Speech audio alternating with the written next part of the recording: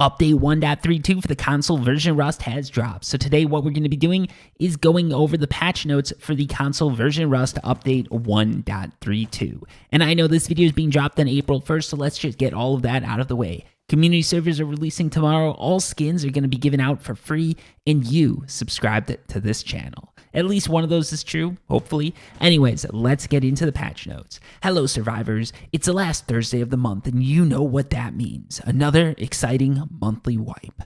For weekly servers wipe too, by the way. For monthly servers, this one will be a regular wipe, and for weekly servers, it will be a blueprint wipe. Next month, it will be a blueprint wipe for all servers. Now, for patch 1.32, this patch includes more polishing of oil rig monuments and a huge amount of bug fixes. Here's the full list of changes and fixes. So before we get into that, I just want to say it is a huge amount of bug fixes. If you listened to the video where I went over the staging branch fixes that were likely going to be coming to main, you might want to just sort of skip through this video because a lot of this you've already heard. I'm just trying not to waste your time. But if you got some time to kill and you want to support the channel, let's get into it. Changes. Turn on lights at the oil rig. This should make it easier if you and your group decided to tackle the oil rigs during nighttime. So they're basically just wasting oil. Improve the flight path of Chinook helicopters as they approach and land on oil rigs. The heavy scientists had too strong of an aim from long distance, so we reduced their accuracy when shooting from far away. So at least the NPCs don't use them anymore, or you know what I mean. Increase the no-build zone at the dome around Oxum's gas station and the sewer branch. There's still some weird build zone issues around a few other monuments, just hint for those of you looking for some interesting plays or interesting builds. Reduce the size of the no-build zone at the small and large harbor. General fixes.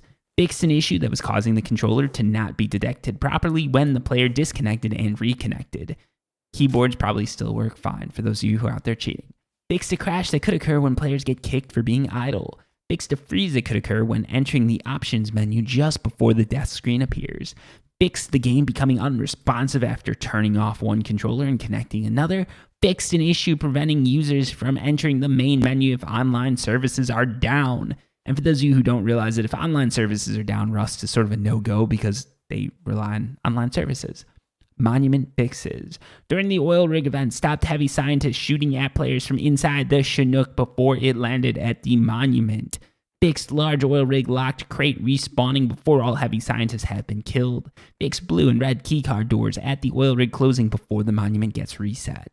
Fixed more rubber banding and collision issues at the oil rig. Made it so scientists no longer have dick slips in the middle of fights. Fixed gaps in the floor at the lowest level of the oil rig not being transparent. Fixed floating barrels on the oil rig. Fixed more texture issues at the oil rig. Fixed players being able to draw weapons inside the safe zone. At the oil, no, I don't know why players. I didn't think people were able to draw weapons anymore in safe zones. That was the whole point of them. But you can fire rockets into them if any of you are looking to waste a bit of time. Fixed players being unable to reach some areas of the dome. Fixed level of detail, LOD distances in tunnels underneath launch site and the airfield. Fixed the roof of the airfield, silo towers eating anything thrown at them. Fixed flickering textures on top of airfield hangars. Put some oil on the gambling wheel so it spins smoothly at Bandit Camp. Fixed bet quantity on the gambling wheel not updating properly when adding or removing scrap. Fixed metal beams in the lighthouse not having collision. They also no longer melt when exposed to jet fuel. Fixed too soon. Fixed sign for repairs being in the wrong place at the outpost. Fixed players being able to clip through awnings above the outpost workbenches. I bet you guys thought I was going to mispronounce that word, but I didn't. Weapon fixes. Fixed Spaz 12 shotgun not automatically reloading when a different ammo type is selected. Fixed being unable to remove attachments from the multiple grenade launcher. Fixed missing reload animation on the multiple grenade launcher. They should just call it grenade launcher. It would be a pretty shit grenade launcher if it can only launch one grenade ever. That's just called throwing a grenade. Fixed visual issues on the Halo site and Simple Handmade site. And why is anyone using the Simple Handmade site? And someone's going to comment down below how it's useful, I'm sure. Fixed unneeded prompt for unloading ammo appearing on smoke grenades. Fixed arrows sometimes becoming invisible during combat. Fixed some weapons not having a glow online when dropped on the ground. Glowing outline. Oh, I should have realized that. I never actually realized weapons had a glowing outline. I just sort of I never thought about it, I guess. Fixed being able to place locks on auto turret. Fixed some building blocks not being upgradable. Fixed being able to place objects where they will clip through L-shaped and U-shaped stairs. Fixed rubber banding on triangle ladder hatch. Fixed incorrect shadow levels on twig walls. And that was a game breaker because everybody's running around with twig late game. Fixed the wooden shopfront not being a default item in the crafting menu. I don't think it's supposed to be, actually. I think that's a bug that they're introducing, to be honest. Fixed missing information messages when repairing a structure that has been recently damaged or when you don't have enough resources. I think there's still some issues there, D11. Fix the quick drop option, not dropping broken items from the hotbar. Fix candle hat making player feet shadows look weird. Okay. How do you notice that? Of all the things that you could find as possible bugs, how did you notice that feet shadows looked weird when you were wearing a candle hat, yet somehow you don't notice that the moon is like running Elon Musk's rocket? Like the moon is over there flickering around the screen like it's some sort of rocket ship over there, but somehow they notice the candle hat makes players' feet shadows look weird. I don't understand this, D11. Your QA team is either extremely good at finding bugs or they're extremely irresponsible with the bugs that they find. Fix incorrect time. That's not a shot at QA. They've got a tough job. I understand how you can easily miss stuff and how updates get pushed out. And sometimes I get it. That's just a joke. No one take it too personally. Fixed incorrect time displays when using diving tank. Fix the hoodie being able to be crafted outside of workbench 2 radius. The hoodie really should probably be like a workbench 1 thing or just a generic thing that you can craft. I mean, clothing is clothing. But whatever. It's literally just like a shirt with a hood on it. Fix the water barrel having the wrong description. Vehicle fixes. Fix boats not decaying when parked on structures just above ocean surfaces. Fix RHIB causing water splash effects when engine is turned off.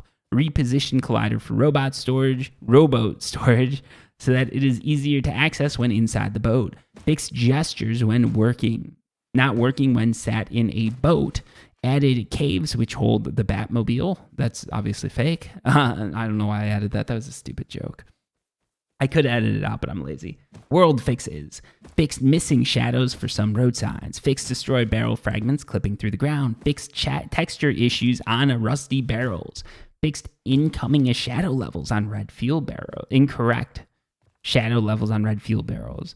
Fixed some bus stops facing away from the road. Reduced possibility of barrels clipping into walls. Fixed missing collision at the top of palm trees.